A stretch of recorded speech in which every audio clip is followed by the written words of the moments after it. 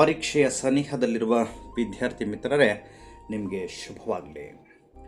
ಒಂದಿಷ್ಟು ಅಂಶಗಳನ್ನು ಪರೀಕ್ಷೆಗೆ ತೆರಳುವಾಗ ಗಮನವನ್ನು ಹರಿಸ್ಕೊಳ್ಳಿ. ಶಾರೀರಿಕ ಮತ್ತು ಮಾನಸಿಕವಾದ ಸಿದ್ಧತೆಯನ್ನು ಮೊದಲನೇದಾಗಿ ಮಾಡಿಕೊಳ್ಳಿ. ಚೆನ್ನಾಗಿ ವಿಶ್ರಾಂತಿಯನ್ನು ಪಡೆಯಿರಿ.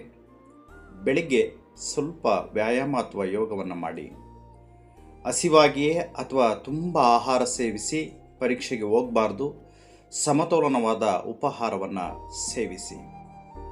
ಪರೀಕ್ಷೆಯ ದಿನ ಹೊಸ ವಿಷಯ ಕಲಿಯುವುದಕ್ಕಿಂತ ಹಿಂದಿನದನ್ನು ಪುನರಾವರ್ತಿಸೋದು ಬಹಳ ಉತ್ತಮ. ವಿದ್ಯಾರ್ಥಿಗಳೇ, ಅಗತ್ಯವಾದ ವಸ್ತುಗಳನ್ನು ತೆಗೆದುಕೊಂಡು ಹೋಗಿ.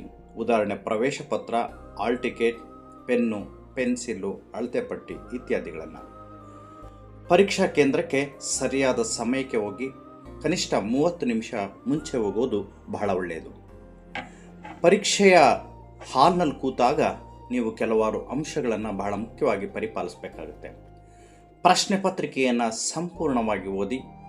ಯಾವ ಪ್ರಶ್ನೆಗೆ ಮೊದಲಿಗೆ ಉತ್ತರ ಬರೆಯಬೇಕೆಂದು ನಿರ್ಧರಿಸಿಕೊಳ್ಳಿ. ಪ್ರತಿ ಪ್ರಶ್ನೆಗೆ ಸರಿಯಾದ ಸಮಯವನ್ನು ಹಂಚಿಕೊಳ್ಳಿ.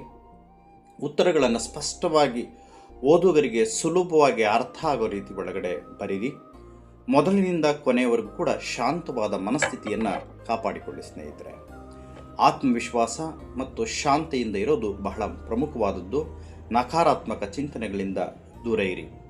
ಪರೀಕ್ಷೆಯ ಸಮಯದಲ್ಲಿ ಕುತೂಹಲ ಮತ್ತು ಒತ್ತಡಕ್ಕೆ ಒಳಗಾಗದೆ ಉತ್ತಮವಾದ ರೀತಿಯಲ್ಲಿ ಪರೀಕ್ಷೆಯನ್ನು ಬರೀರಿ. 100ಕ್ಕೆ 100 ಭಾಗ ನಿಮ್ಮ ಪರಿಶ್ರಮಕ್ಕೆ ತಕ್ಕ ಫಲ ಸಿಗ್ತದೆ. ಸ್ನೇಹಿತರೆ, ಎಲ್ಲರಿಗೂ ಕೂಡ ಧನ್ಯವಾದಗಳು. ಶುಭವಾಗಲಿ.